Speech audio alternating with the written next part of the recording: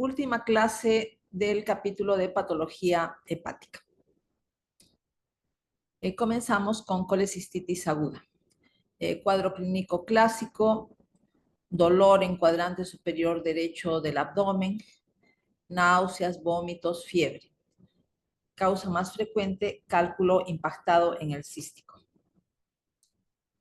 Como su nombre lo indica, colecistitis significa inflamación. Y el término agudo ya sabemos que significa que este proceso inflamatorio tiene pocos días de evolución o poco tiempo de evolución. La vesícula evidentemente debe estar inflamada y además puede infectarse con bacterias del tubo digestivo que llegan por medio de la vía biliar. Si las bacterias producen gas, tenemos una colecistitis enfisematosa. La colecistitis puede ser no calculosa o alitiásica. He mencionado que puede haber un cálculo impactado en el cístico que condiciona la colecistitis aguda, pero también puede haber inflamación sin cálculos, por ejemplo, en el postoperatorio de cirugía mayor, por traumatismo abdominal, quemaduras extensas, falla multiorgánica, sepsis. En estos casos, quemaduras extensas, falla multiorgánica, sepsis, interviene la hipotensión vascular. O sea, habría un proceso de isquemia, hiperalimentación parenteral y puerperio. En lo que se refiere a la inflamación crónica, generalmente la vesícula tiene cálculos en estos casos. Como es un proceso crónico que tiene meses o años de evolución, hay tiempo para que se produzca fibrosis. Entonces, la pared del órgano está engrosada por fibrosis y además existen las células inflamatorias crónicas. A veces hay atrofia de la mucosa con calcificación de la pared. La presencia de calcificación da lugar a lo que se denomina vesícula en porcelana y este es un factor de riesgo de adenocarcinoma de vesícula biliar. Vemos acá inflamación crónica que evidentemente tiene un engrosamiento de la pared. Hay tiempo para que se desarrolle la fibrosis y también la colecistitis crónica generalmente está asociada a cálculos. Aquí lo que se ve es el epitelio y la lámina propia con células de la inflamación crónica y unas invaginaciones del epitelio que pueden llegar a atravesar la capa muscular. Se denominan senos de Rokitansky-Ashuf. Acá tenemos otro, una invaginación del epitelio que atraviesa la capa muscular y puede contener bilis, igualmente seno de Rokitansky-Ashuf. Pseudotumores de vesícula biliar. Lesiones que macroscópicamente semejan tumores, pero se trata de lesiones reactivas. Por ejemplo, pólipos colesterolósicos que están constituidos por acúmulos de histocitos en la lámina propia que dan lugar a una lesión elevada. Esos acúmulos de histocitos han fagocitado colesterol previa insudación del colesterol de la bilis hacia la lámina propia. En lo que se refiere a pólipos inflamatorios, están constituidos básicamente por tejido de granulación. Neoplasias benignas de la vesícula biliar, neoplasia papilar intracolecística, neoplasia tubular no mucinosa intracolecística y el adenoma de las glándulas pilóricas. Estoy mencionando 3 tipos de neoplasias benignas de vesícula biliar. Pueden tener displasia de bajo o alto grado, incluso focos de carcinoma. Mientras más grande sea la neoplasia benigna, mayor riesgo de que exista algún foco de adenocarcinoma. En lo que se refiere al cáncer de vesícula biliar propiamente dicho, macroscópicamente puede ser infiltrativo o polipoide. Si es infiltrativo, quiere decir que tiene un crecimiento en profundidad y horizontal. Y polipoide significa que tiene un crecimiento exofítico, ¿no? Protruye hacia el lumen. Las formas difusas representan engrosamientos mal definidos de la pared y significan básicamente una diseminación horizontal de la neoplasia. Microscópicamente, casi todos son adenocarcinomas con diferentes grados de diferenciación. Existe un paralelo epidemiológico entre la colelitiasis y el cáncer de vesícula, pero no se conoce la relación patogénica entre ambas patologías. Otras condiciones asociadas, ya mencioné la vesícula en porcelana, la vesícula calcificada, que predispone al adenocarcinoma, fístula colecistoentérica, colitis ulcerativa, adenomiomatosis, síndromes de adenomas hereditarios del colon. Hemos visto básicamente a la poliposis familiar y al síndrome de cáncer de colon hereditario no polipósico. El cáncer de vesícula biliar frecuentemente es un diagnóstico incidental, es decir, se descubre cuando es todavía asintomático, durante el análisis de vesícula después de una colecistectomía por cálculos.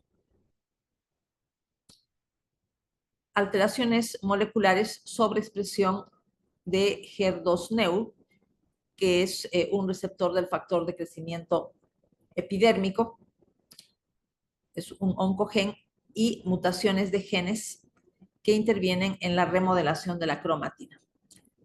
Aquí vemos una neoplasia maligna en el fondo de la vesícula, crecimiento exofítico, la estructura es polipoide.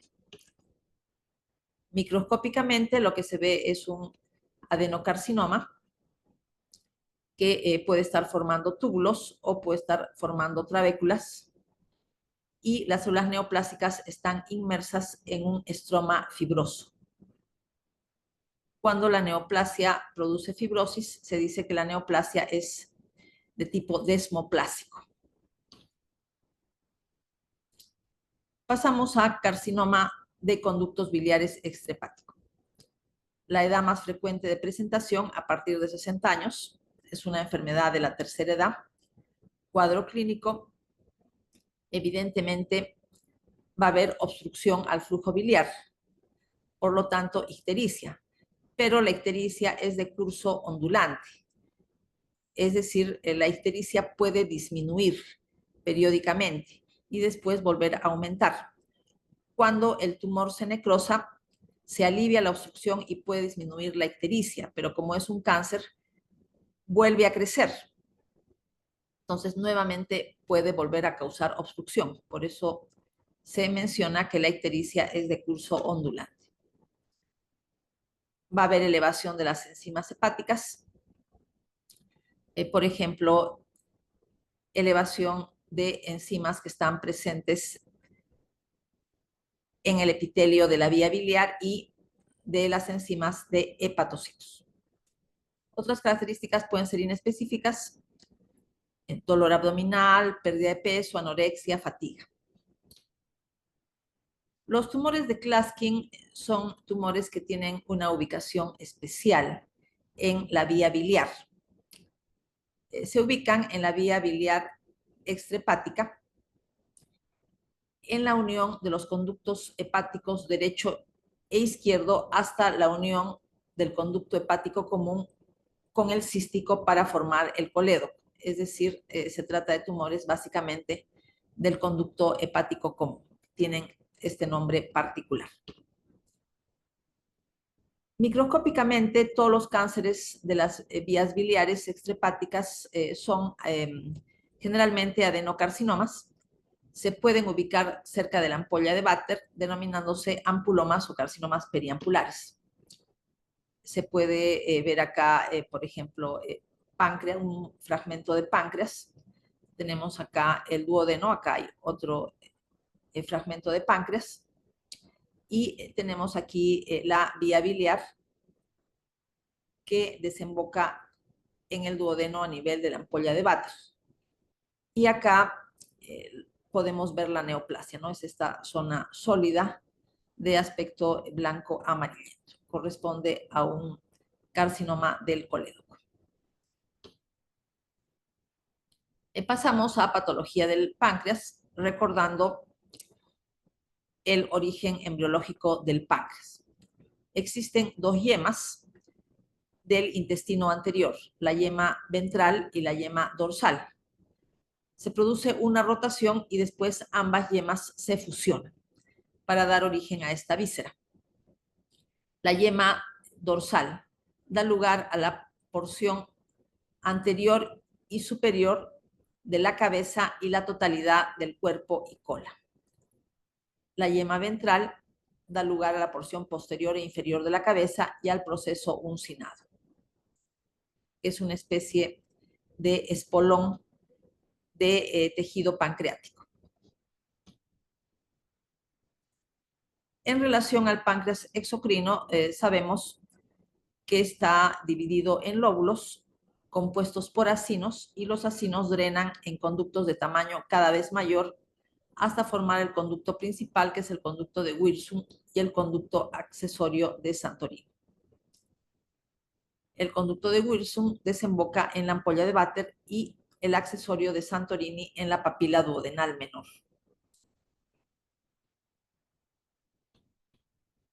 Aquí tenemos entonces el páncreas normal.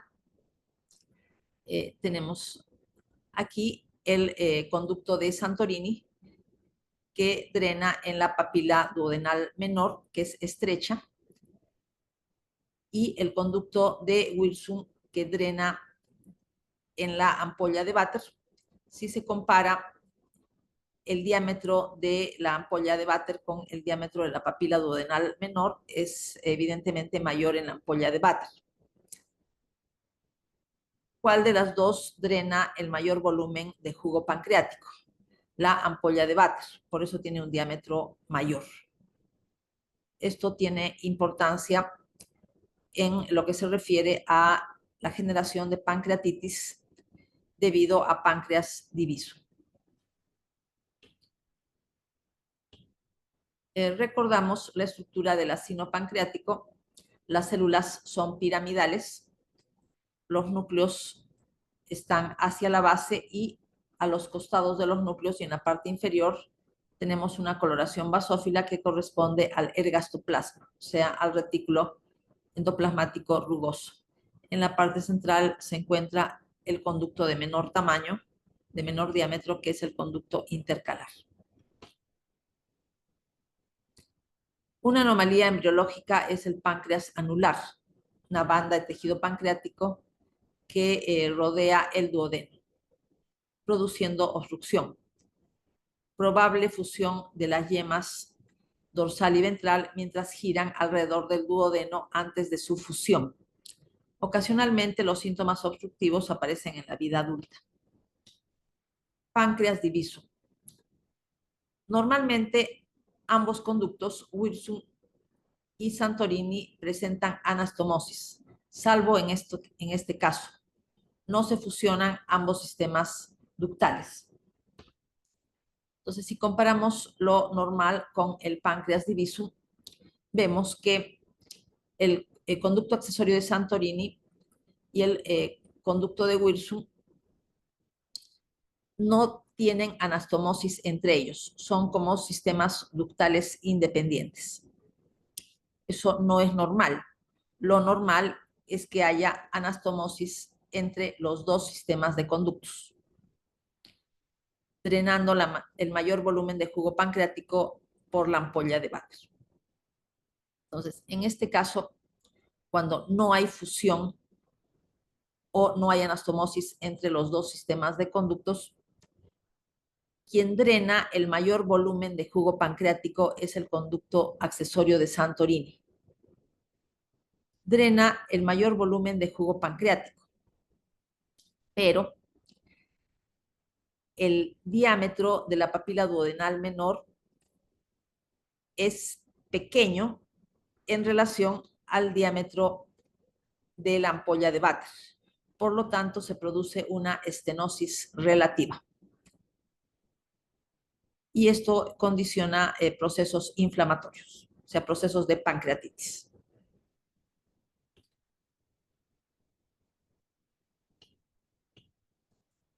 Regulación de la secreción pancreática. Depende de los nervios vagos y de hormonas gastrointestinales tipo secretina y colecistoquinina. La secretina estimula la secreción de agua y bicarbonato y la colecistoquinina estimula la secreción de enzimas. Las enzimas del jugo pancreático son secretadas en forma de proenzimas, la mayoría, salvo amilasa y lipasa,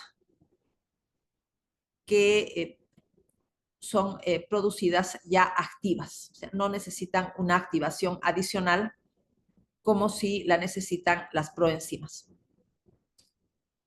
Y el resto de proenzimas son activadas por tripsina. Tripsina también se secreta como una proenzima y normalmente debe ser activada por la enzima enteroquinasa que se ubica en la chapa estriada de las células epiteliales del duodeno, o sea, en la chapa estriada de las células absortivas del epitelio duodenal. Primero se activa tripsina y tripsina activa al resto de proenzimas, pero todo eso tiene que producirse en el duodeno y eso es lo normal. Vamos a ver que eso se altera durante la pancreatitis. Ubicación heterotópica pancreática más frecuente. Se puede observar tejido ectópico pancreático en la pared del duodeno, en la pared del estómago y en la pared del yeyuno. Pero esa mucosa ectópica, si bien tiene características normales como produce jugo pancreático a nivel local, va a causar procesos inflamatorios a nivel de estas vísceras.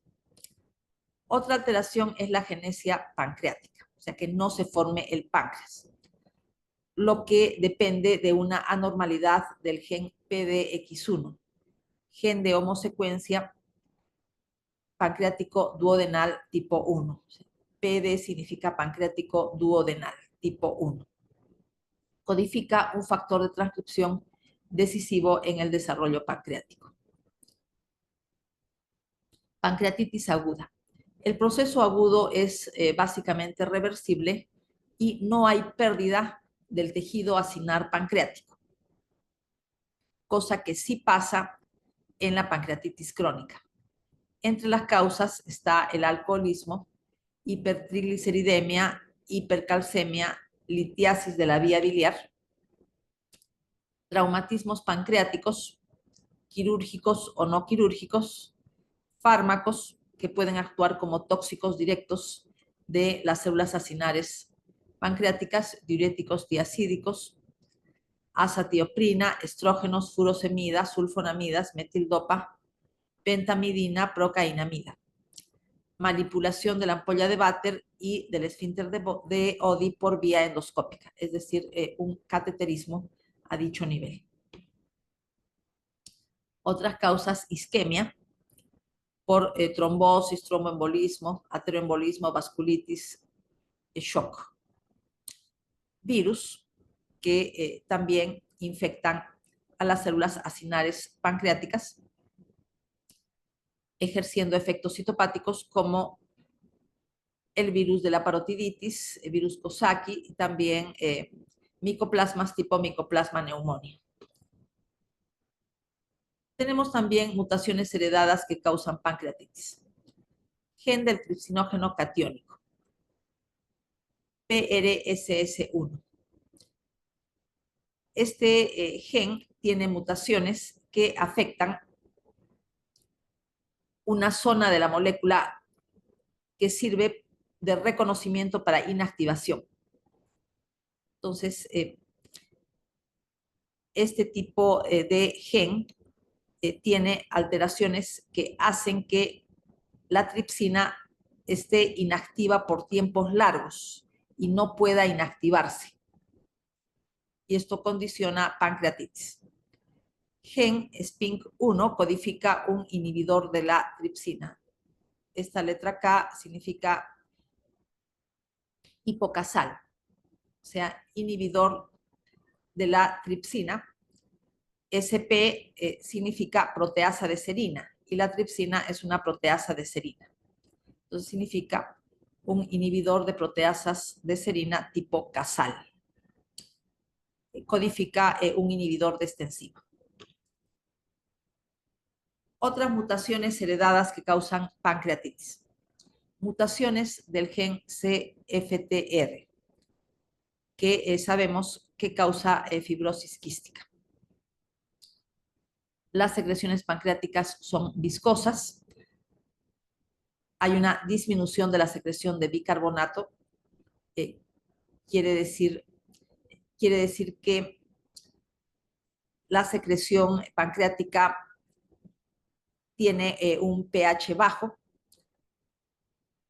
y eso, unido a la viscosidad de las secreciones, condiciona precipitados que obstruyen conductos pancreáticos. Y la obstrucción de conductos pancreáticos es un factor que predispone a la pancreatitis. Gen CASR, que significa receptor sensor de calcio. Cuando existe una anomalía, una mutación de este gen, se produce aumento del calcio intracelular, lo que produce la activación de tripsina. Gen CTRC, que codifica la quimiotripsina C, que es una enzima que puede degradar tripsina. Si se heredan mutaciones inactivadoras, igualmente la tripsina va a estar activa por tiempos largos. Morfología de la pancreatitis aguda. Casos leves, congestión y edema del páncreas. Casos graves, hemorragia y necrosis. Microscópicamente se observa degeneración de células de los acinos, edema intersticial e infiltrado inflamatorio neutrofílico porque se trata de un proceso agudo. Vemos acá pancreatitis aguda. Las zonas más oscuras corresponden a hemorragia y también se tiene necrosis enzimática del tejido adiposo peripancreático, lo cual es típico de la pancreatitis. Durante la necrosis enzimática del tejido adiposo peritoneal se produce la saponificación de ácidos grasos que proceden de los triglicéridos. Cada molécula de triglicérido tiene 3 moléculas de ácidos grasos y una molécula de glicerol. Y los ácidos grasos que quedan libres después de la descomposición de los triglicéridos por la lipasa pancreática se une a iones calcio y magnesio de la sangre. Vemos acá necrosis enzimática del tejido adiposo peripancreático y el tejido pancreático propiamente dicho con inflamación aguda y necrosis. Complicaciones de la pancreatitis aguda, absceso pancreático y pseudoquiste pancreático. ¿Qué cosa es un pseudoquiste pancreático? Pseudoquiste significa etimológicamente quiste falso. ¿Por qué se dice que es un quiste falso? Porque es una cavidad que no tiene epitelio. Contiene líquido hemorrágico con material necrótico y enzimas pancreáticas.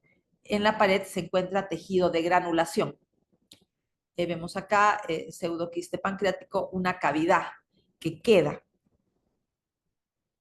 en el tejido pancreático después de un proceso inflamatorio agudo.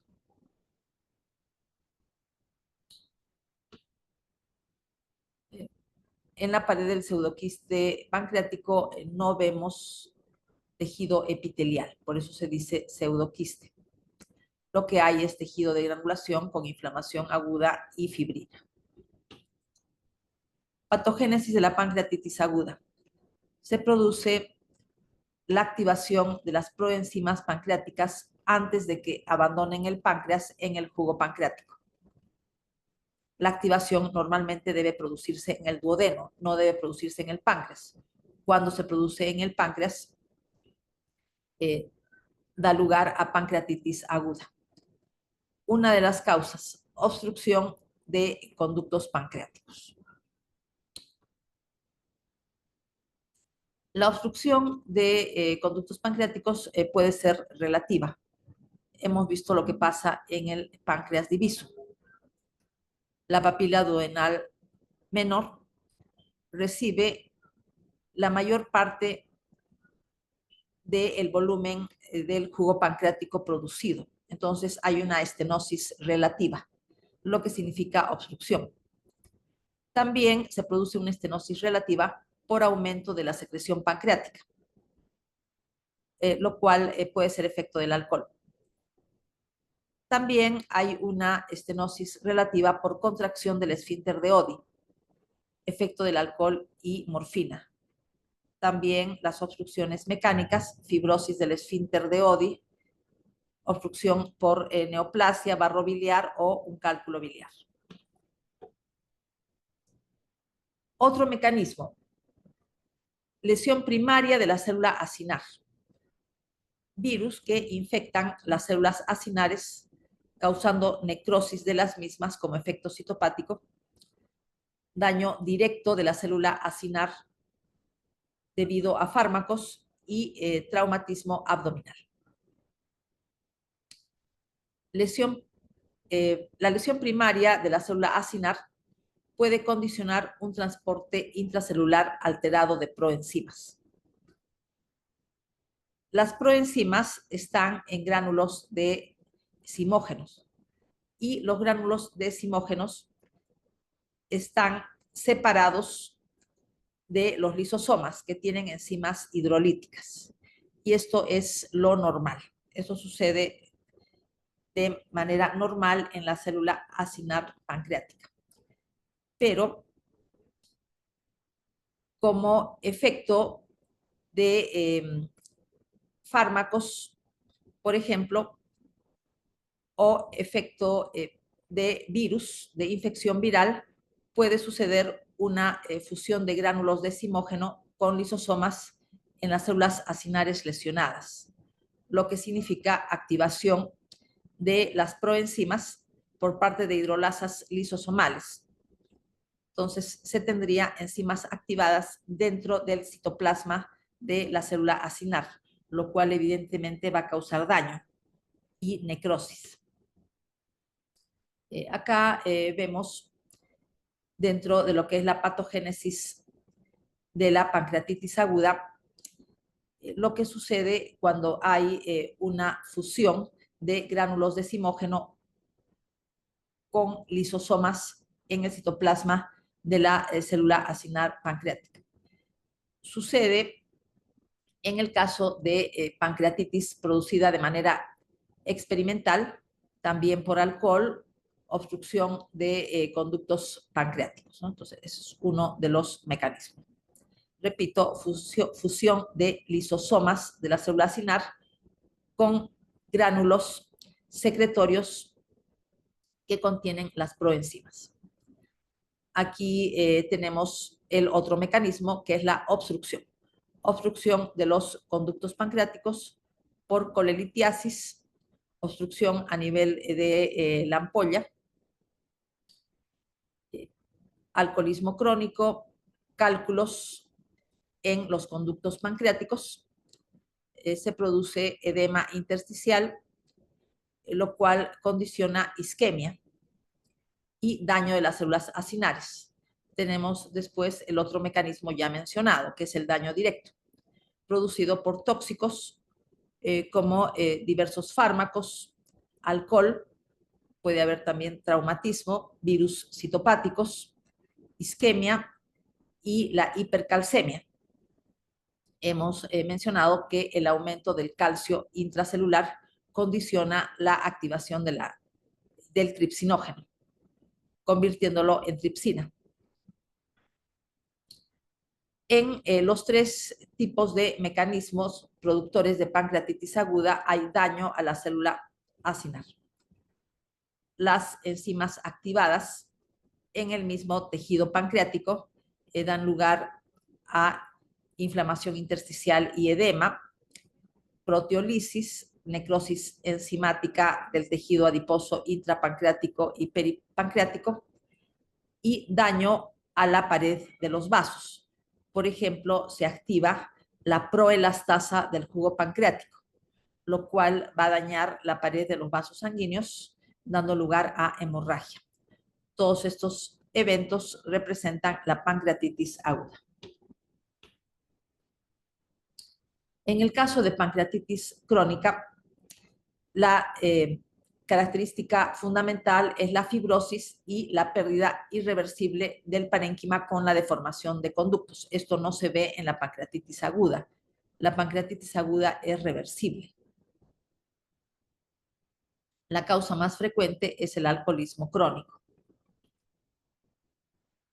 Otras causas de pancreatitis crónica u otros mecanismos: obstrucción prolongada de conductos pancreáticos por pseudoquistes pancreáticos, cálculos, traumatismo, páncreas diviso.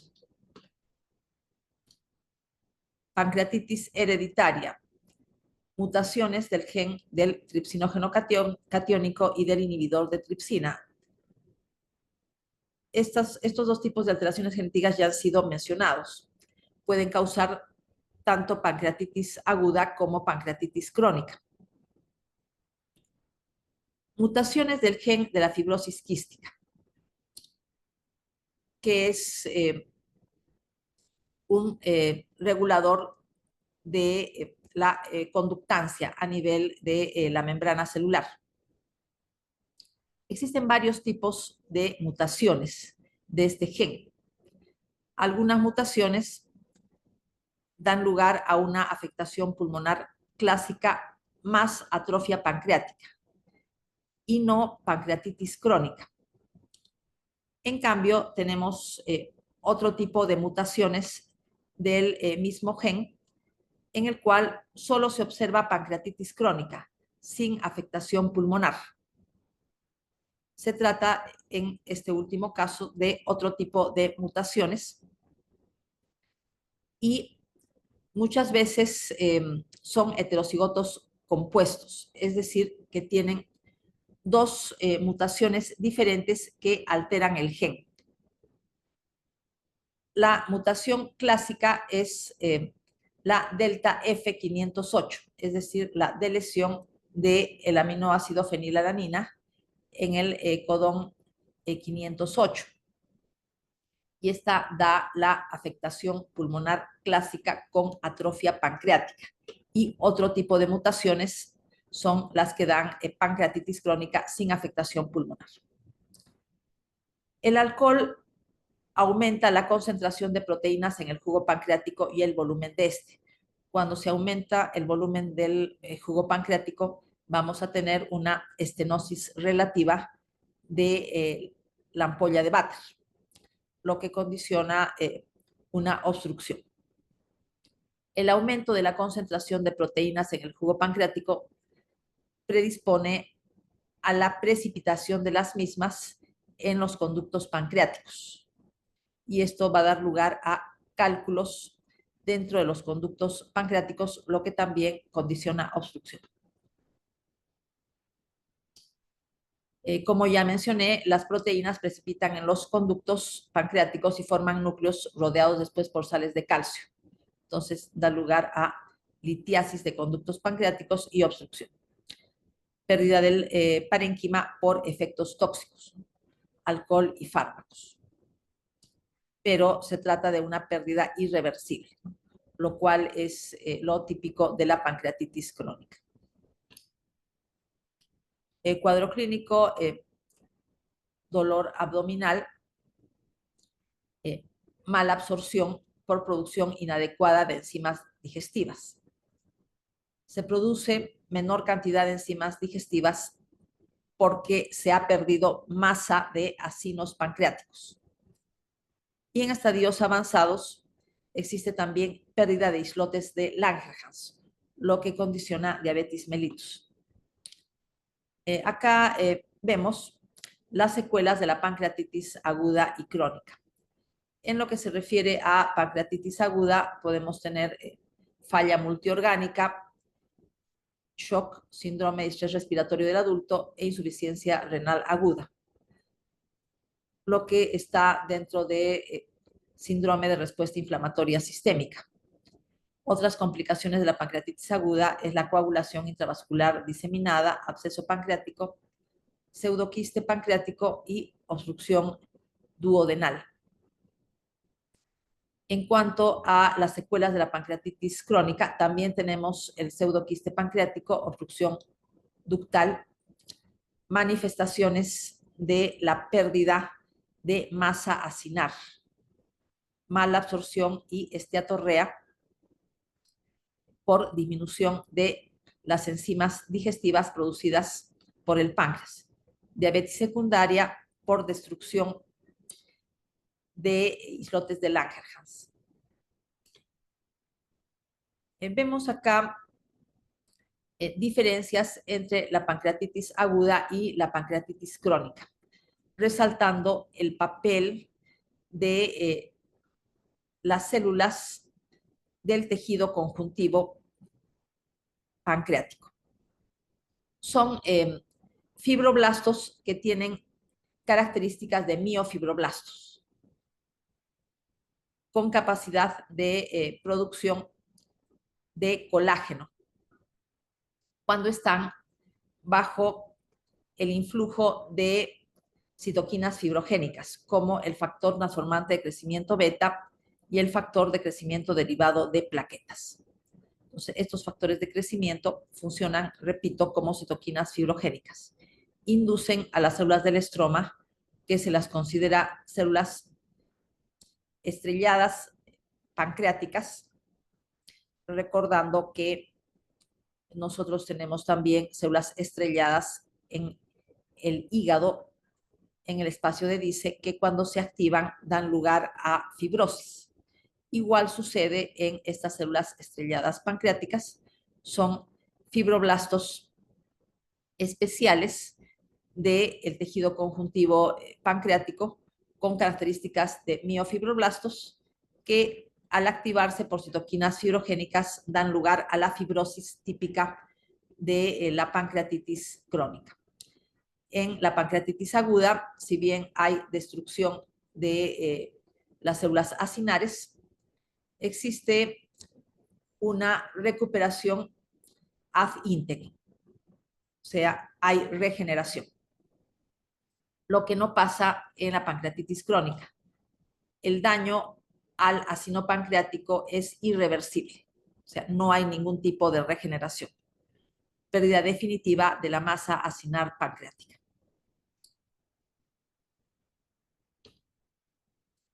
Vemos acá lo que sucede en la pancreatitis crónica.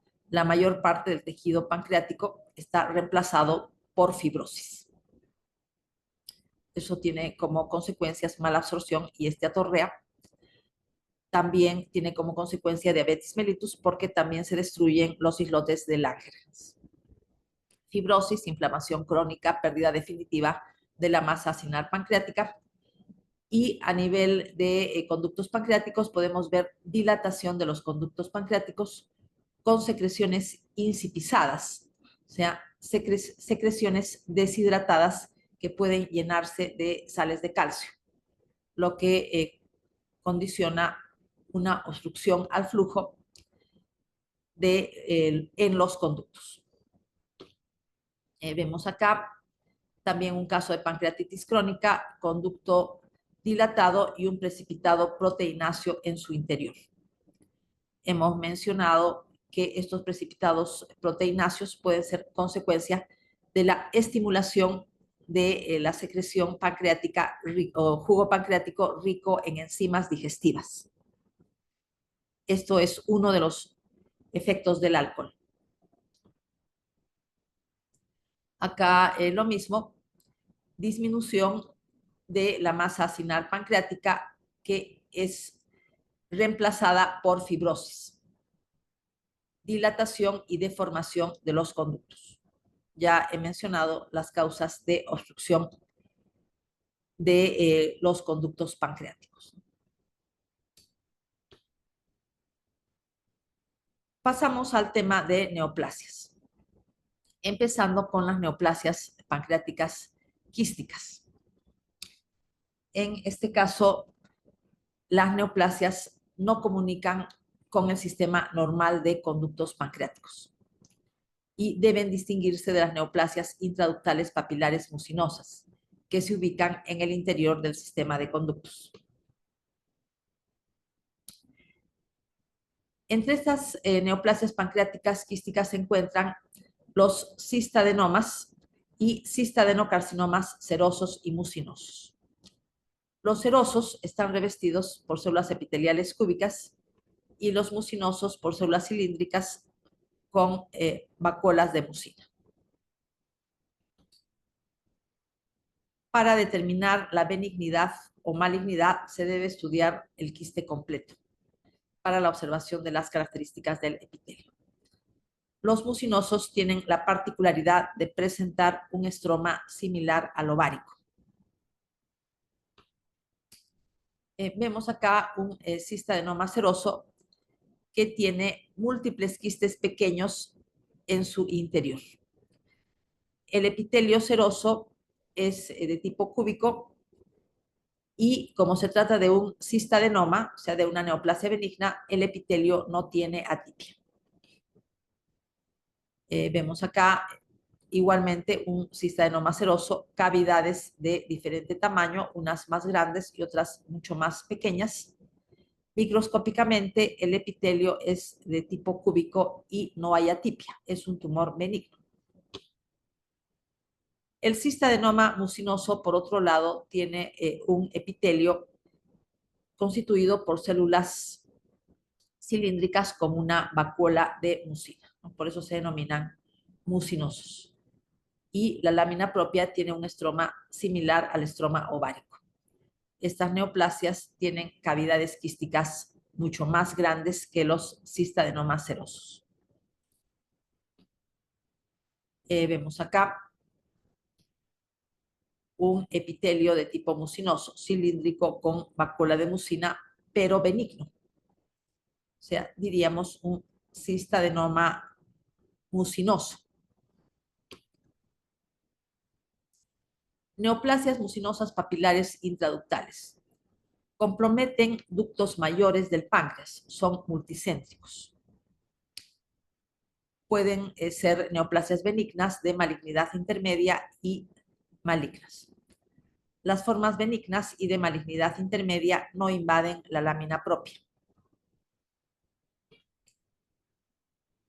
Neoplasia intraductal papilar mucinosa. Aquí tenemos en este lado un corte transversal de la cabeza del páncreas y a la derecha el aspecto macroscópico. Se ve que la neoplasia crece en el interior de los conductos pancreáticos, extendiéndose hacia los conductos más pequeños. Tumor sólido pseudopapilar. Se llama también tumor de Gruber-Franz. Afecta a mujeres jóvenes. Es decir, básicamente niñas, adolescentes y mujeres entre los 20 a 30 años. Tiene extensas zonas de necrosis y hemorragia. Y dichas zonas dan lugar a áreas que dan la impresión de corresponder a áreas quísticas, dando lugar a la formación de papilas. Pero se trata de pseudopapilas, no son papilas verdaderas. O sea, son pseudopapilas porque son consecuencia de áreas de necrosis y hemorragia. Se considera que derivan de células epiteliales pancreáticas primitivas que tienen capacidad dual de diferenciación, o sea, diferenciación hacia células acinares pancreáticas y diferenciación hacia células ductales pancreáticas. Se ven áreas sólidas y áreas de aspecto papilar, pero son pseudopapilas, o sea, estos espacios vacíos son consecuencia, de áreas de necrosis y degeneración quística de la neoplasia. Acá vemos áreas sólidas y áreas con presencia de pseudopapilas. Cáncer de páncreas. Es una enfermedad de adultos mayores. Cuando se ubica en la cabeza del páncreas, da lugar a una ictericia obstructiva dolorosa. Y es durante el estudio de las causas de la ictericia el periodo en el que se realiza el diagnóstico de cáncer de páncreas. Cuando el cáncer se ubica en el cuerpo y cola, no hay síntomas, salvo que las metástasis sean extensas, pero evidentemente cuando las metástasis son extensas, el pronóstico es bastante malo. Rara vez el cáncer de páncreas se diagnostica lo suficientemente temprano para su curación. Inclusive, cuando se presenta con ictericia, ya existen metástasis que empeoran el pronóstico. Una de las características del cáncer de páncreas es que presenta como síndrome paraneoplásico el síndrome de Trousseau, que se caracteriza por tromboflebitis migratoria. Se liberan a la sangre mucina procedente de las células tumorales y otros factores procoagulantes. Clasificación microscópica, la mayoría son adenocarcinomas ductales con grados diversos de diferenciación. Los tipos histológicos poco frecuentes corresponden a un carcinoma adenoescamoso, oncocítico de células claras, hepatoide en anillo de sello y mucinoso. Se ve acá conductos pancreáticos dilatados con proliferaciones papilares en el lúmen. Vemos acá un islote de Langerhans y por fuera conductos pancreáticos con células cancerosas. Vemos acá el carcinoma. Se ve como una masa sólida mal definida en el tejido pancreático. Microscópicamente vemos la proliferación maligna de las células epiteliales. En algunos casos forma conductos, en otros casos tiene disposición trabecular y el estroma es fibroso. Cuando el estroma de una neoplasia es fibrosa, se dice que el tumor es desmoplásico. Tipos histológicos poco frecuentes, carcinoma anaplásico muy pleomórfico, y dentro de lo que es el carcinoma anaplásico están las variantes sarcomatoides indiferenciadas de células gigantes tipo osteoclasto. Genes que se encuentran mutados en el cáncer de páncreas. El más frecuente, el KRAS, que es un oncogen, está mutado en el 90% de casos. Recordamos que el KRAS codifica una proteína de señalización intracelular. La mutación disminuye o elimina su actividad GTPasa, por lo tanto, el KRAS se convierte en una proteína constantemente activada que estimula la proliferación celular. Mutaciones inactivadoras de genes supresores como P16 y P14. Estos suprimen el cáncer siendo inhibidores de quinasas dependientes de ciclinas. Recordamos que las ciclinas regulan el ciclo celular. Están inactivados hasta en el 30% de casos de cáncer de páncreas. SMAD4, mutado en el 55% de casos. Es también un gen supresor. Participa en la vía antiproliferativa del factor transformante crecimiento beta. P53 ya un gen supresor sumamente conocido, inactivado en el 70 al 75% de casos. BRCA y ATM, genes BRCA2 y ATM, genes supresores involucrados en la reparación de lesiones del DNA. Y tenemos estos ejemplos de genes que son reguladores de la organización de la cromatina. Modelo de progresión del desarrollo de cáncer de páncreas.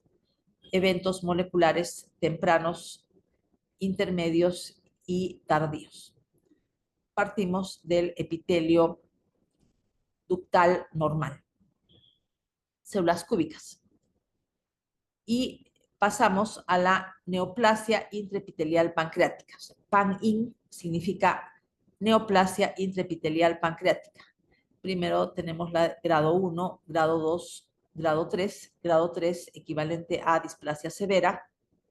Grado 2 equivalente a displasia moderada. Y grado 1 equivalente a displasia leve. Después de la displasia severa sigue el carcinoma invasivo. Las alteraciones más tempranas son acortamiento exagerado de telómeros, o sea, telómeros sumamente cortos. Tenemos también mutaciones activadoras del KRAS, son eventos genéticos tempranos. Luego vienen las inactivaciones de supresores como P16 y P14. Y después se añaden mutaciones inactivadoras de otros supresores como P53, SMAD4 y BRCA2. Entonces tenemos una suma de alteraciones genéticas que terminan en un carcinoma invasivo. Con eventos precursores. Los eventos precursores tienen displasia leve, displasia moderada y displasia severa, antes de avanzar a carcinoma invasivo. Carcinoma de células acinares que se caracterizan por realizar la síntesis de enzimas pancreáticas. Entonces tenemos los carcinomas ductales, que no tienen por qué sintetizar ningún tipo de enzimas, pero cuando la neoplasia se origina en las células acinares, que son casos raros, sí se produce síntesis de enzimas pancreáticas. Entre ellas se encuentra la lipasa. Entonces, estas enzimas producidas por el tumor pasan a la sangre. Y la lipasa circulante puede producir necrosis enzimática del tejido adiposo celular subcutáneo de diversas localizaciones. Pancreatoblastoma afecta a niños, tumor embrionario, por eso tiene el sufijo blastoma, constituido por sábanas y nidos de células epiteliales embrionarias. Tiene además una mezcla de estructuras acinares y acúmulos de células escamosas.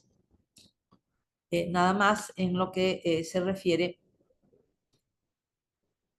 a la última clase del capítulo de patología hepática.